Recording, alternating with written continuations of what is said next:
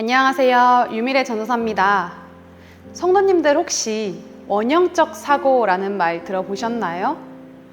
청년들 사이에서 자주 쓰이는 유행하는 단어인데 정말 초긍정적으로 생각하는 습관을 가진 한 여가수가 있다고 합니다. 그 여가수의 이름이 장원영인데요. 그 이름을 따서 초긍정적인 사고를 부르는 말이 원형적 사고입니다. 이 내용을 지식채널 2 채널에서도 다룬 적이 있더라고요. 지식채널 2에서 이야기하는 원형적 사고의 정의는 이렇습니다. 명확히 상황을 인지한 후에 부정적인 부분을 긍정적인 결과에 이르는 과정이나 원인으로 받아들이는 것을 뜻한다. 몇 가지 예를 들면 이렇습니다. 제 앞에 사람이 하려는 제목을 가사가 가지고 너무 럭키하게 제가 새로 갓 나온 빵을 먹었어요.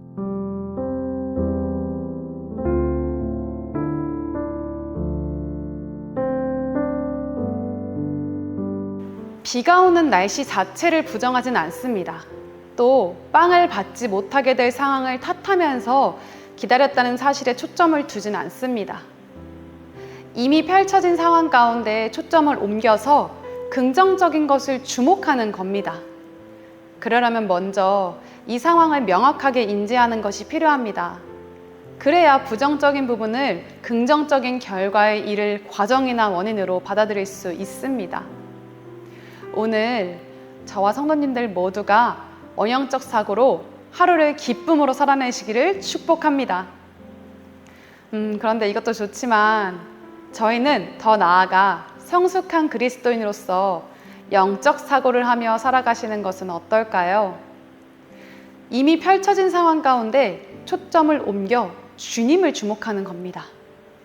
그러려면 역시나 상황을 명확하게 인지하는 것이 필요합니다. 그 후에는 일하실 하나님 앞에 문제를 가지고 나아가는 거죠.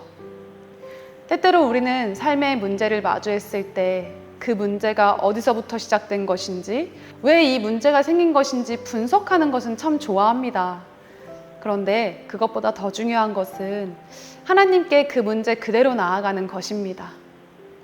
하나님께서는 언제나 우리를 지키시는 분입니다. 나를 괴롭히는 문제에 고정되어 있는 나의 초점을 나를 지키시는 주님께로 옮기는 것, 이것이 바로 영적 사고입니다. 매일 이 영적 사고로 감사와 승리를 선포하시는 저와 성도님들 되시기를 축복합니다.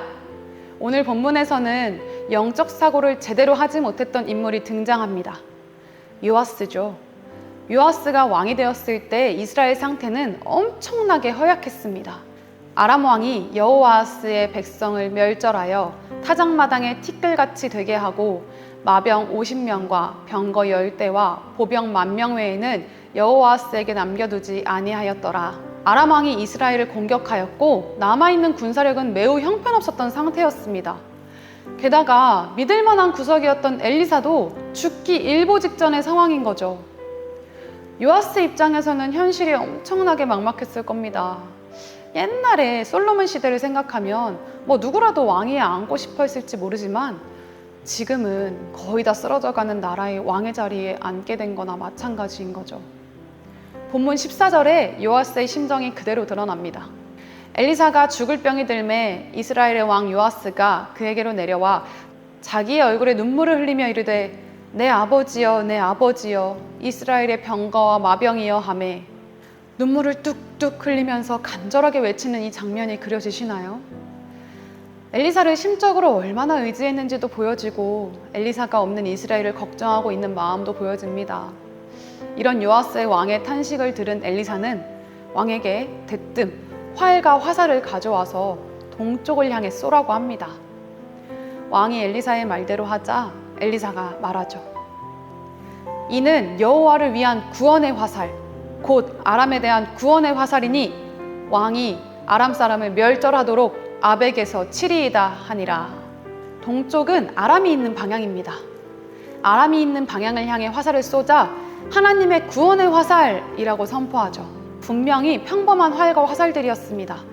그런데 하나님의 말씀이 입혀지니 이 활과 화살들은 하나님의 구원의 화살이 되었습니다. 하나님 말씀이 함께하면 평범한 화살도 하나님의 능력을 보일 특별한 화살이 되는 겁니다. 하나님은 이 활과 화살로 요아스에게 앞으로 행하실 일들을 선포하기를 원하셨습니다. 그럼 요아스는 슬퍼하기를 멈추고 이 선포에 초점을 맞추어야 했습니다. 죽어가는 엘리사를 통해 하나님께서 능력을 부어주실 때 하나님의 음성으로 알아챘어야 했죠. 그런데 요아스는 그러지 못했습니다.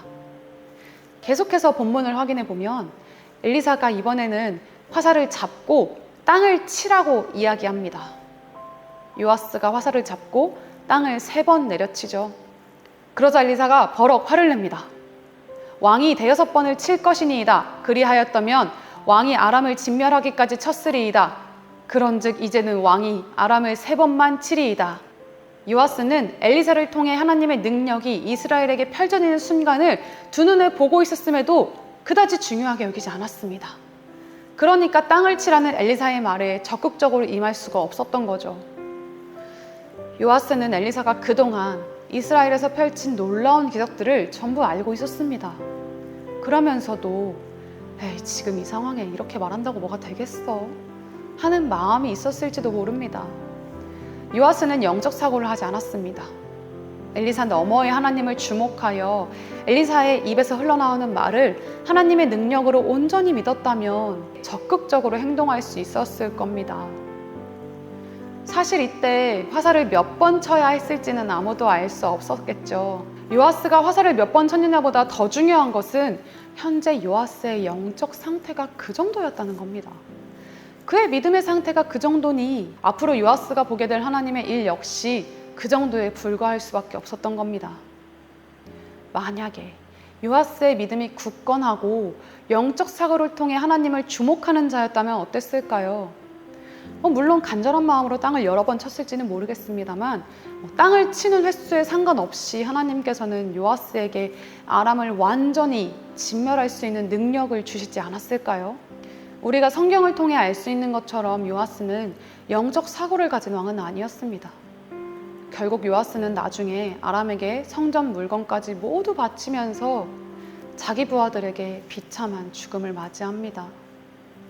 영적 사고를 가지지 않으니 현실에만 주목하여 하나님의 일하심을 경험하지 못하게 됩니다. 그런데 이스라엘은 하나님이 일하시지 않으면 살아남을 수 없는 백성입니다. 하나님이 꼭 필요한 백성들이었습니다. 우리도 마찬가지입니다. 우리도 하나님이 계시지 않으면 살 수 없는 하나님이 꼭 필요한 사람들입니다. 그래서 영적 사고를 통해 늘 주님을 주목하는 것이 정말 중요합니다. 아무리 작은 일이라고 할지라도 나를 누르는 현실이 아닌 주님께 초점을 맞추시기를 소망합니다. 영적 사고에는 끊임없는 연습이 필요합니다. 우리로 하여금 영적 사고를 하지 못하게 만드는 여러 사정들이 있을 거예요. 그러나 하나님께서 주시는 승리의 사인을 놓치고 싶지 않다면 사소한 일에서부터 주님을 주목하는 연습이 필요합니다. 그래야 우리에게 하나님의 사인이 찾아올 때 제대로 알아보고 믿음으로 반응할 수 있을 것입니다. 그러니 영적 사고의 힘을 키우십시오. 때가 되면 하나님이 우리를 상상 그 이상으로 회복시키시고 승리하게 하실 겁니다. 이 영적 사고 오늘부터 당장 시작해 보시면 어떨까요? 아침 묵상을 마치신 뒤에 제일 먼저 생각나는 것들에 대해 주님을 주목해 보는 겁니다. 사람이 떠오르든지 일이 떠오르든지 사건이 떠오르든지 그것이 큰일이든지 작은 일이든지 상관없습니다. 그저 그 일 그대로 하나님께 나아가서 주님께 초점을 맞춰 보십시오. 그리고 나는 그저 하나님 앞에서 내가 해야 할 일들을 하는 겁니다. 이런 순간들이 계속해서 쌓이다 보면 모든 것을 합력하여 선을 이루시는 하나님께서 그 모든 순간들을 통해 내일의 승리를 만들고 계셨음을 알게 되실 줄 믿습니다. 이 영적 사고가 습관처럼 되어지기를 소망합니다. 그래서 고작 이 세상의 자원만 가지고 살아가는 것이 아니라 하늘의 자원을 끌어다가 사용하며 살아가는 하나님의 자녀가 되시기를 축복합니다. 기도하시겠습니다. 언제나 우리를 지키시고 우리와 함께 하시며 우리를 가장 좋은 길로 인도하시는 주님, 우리가 어떤 상황이든지 주님께 초점을 옮겨 주님을 주목하는 삶을 살아가기를 소망합니다. 영적 사고에 능한 꿈의 성도 되게 하옵소서. 이를 통해 매일 감사와 승리를 선포하고 모든 것을 합력하여 선을 이루시는 주님의 놀라운 능력을 경험하는 저희가 되게 하옵소서. 오늘도 우리를 선한 길로 이끄실 주님을 기대하며 예수님의 이름으로 기도드렸습니다. 아멘.